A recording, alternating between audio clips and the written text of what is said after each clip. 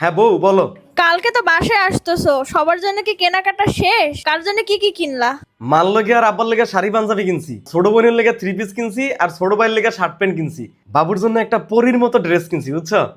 আর তোমার লেগে একটা নাকফুল আর পুঁথিতে কাজ করা একটা লাল টুকটুকে শাড়ি কিনছি। সবার জন্য কিনলা, তোমার জন্য কিছু কিনলা না? আরে দূর বউ, কি যে কও না, আমার কি আর ঈদের বয়স আছে? তোমার ঈদের বয়স নাই মানে? তুমি অন্তত পক্ষে নিজের জন্য একটা পাঞ্জাবি তো আরে কিনবা। লাগবো না, গত বছরে যে পাঞ্জাবিটা আছে না, ওটা লন্ডি দিয়ে ধোয়া ইস্ত্রি করে নিছি, একদম চকচকা নতুন হয়ে গেছে। ওটা দিয়েও এবার ঈদটা কাটাই দেবো। আমি এত কিছু বুঝি না, তুমি নতুন পায়জামা পাঞ্জাবি কিনবা আরে বউ বাস। বুঝতেছো না কেন? তোমাকে সবার জন্য কেনাকাটা করে আমার কাছে মাত্র 5,000 টাকা আছে। বাড়িতে যাইতে আসতে তো আমার 2500 টাকা শেষ হয়ে যাবো, আর বাকি থাকে 2500 টাকা। ওর 2500 টাকা দিয়ে ঈদের দিন সবাই ঈদ বকশিস দেওয়ান লাগবে না?